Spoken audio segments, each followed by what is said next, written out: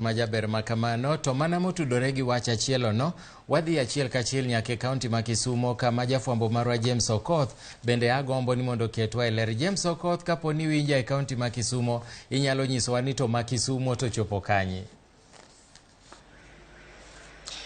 Erokamano Milton, achiel kachiel ka antie e od bura ma kaunti ma Kisumu kama chenro mari goyo kogno jotelo manyocho yier mondo dhi otel ni migepe mopogre opogre dhi e nyime. En chenro manochakre odiechieng' manyoro to igeno ni odhi rumo kawuono. Ka odiechieng' manyoro ne gigoyo kogno jomowal jotelo ang'wen ma en Jojo Kong'o ma nowal e migawo mar omenda, Kenneth Onyango ma owal e migawo mar pur, Judith Oluoch ma owal e weche mag public service, kaachiel kod Kennedy Hongo madhi kapona opuodhe to biro telo ni migawo mari weche lope.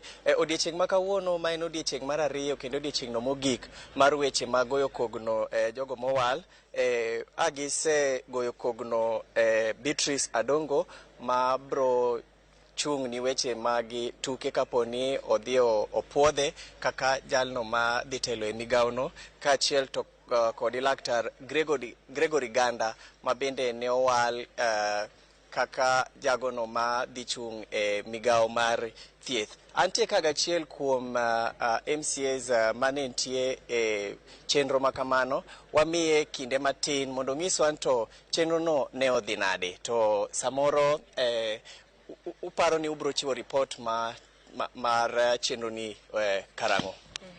Erokamano daher mokwongo mogik mar duoko ne gavana erokamano kuom temo mondo yier ji kaluwore gi chik mar gender balance. Kawuono gokinyi ne watimo interview ne Mikai Beatrice Odongo mane chon e assembly mokalo nena member of the assembly as a nominated member.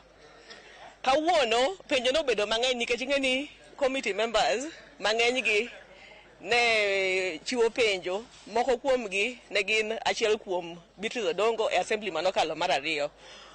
But kang'iyo kendo kaneno kuom gik mane penjo, apani committee mar appointment ni endi en committee ma very competent, kendo kaluwore gi penjo mane gipenje, ok nen ni mar ni en ng'ama ging'eyo kata ng'ama ne gitiyogo mokwongo, nikech penjo mang'eny nen ni en kaka ne en e assembly as a legislator. Sani koro oyudo tich executive kaka a manager, obro nyalo nade tiyo tijni endi kaluwore gi interest ne in politics before to gi tich makoro idwa miye ni endi. To kaluwore gi mano, aneno ka en nyadendi kendo mariek kendo manong'eyo mowacho ni kuom sani endi kimiye tijni endi obro keto bathe ambitions ge mag bedo jasiasa no, kendo obro tiyo ne jopiny kaluwore gi kaka dwarre kadipo ni committee ni endi opuodhe. To kwang'iyo chenro madhi mbele, wan gi ji mang'eny monego bed ni watimo negi vetting.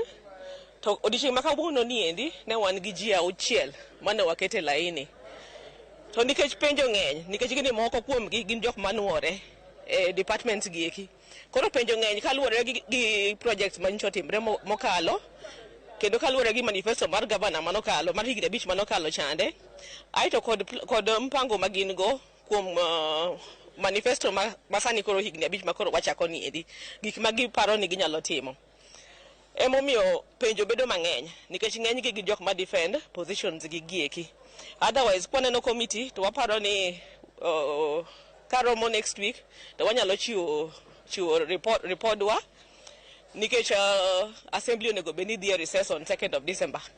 Otherwise, erokamano ahinya.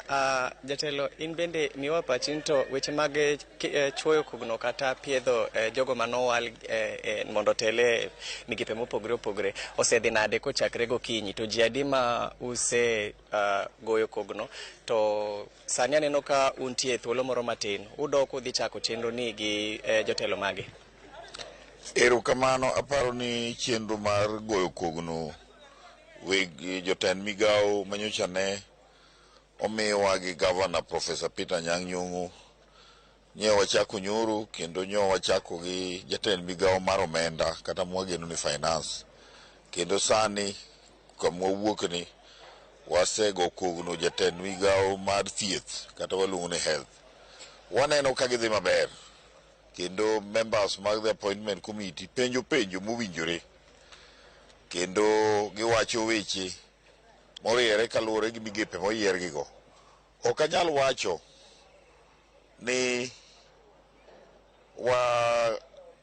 nyalo wacho kaka gisedhi nikech mano achalo ng'ama lieko paro mar komiti kata paro mar bura ka sa pok ochopo.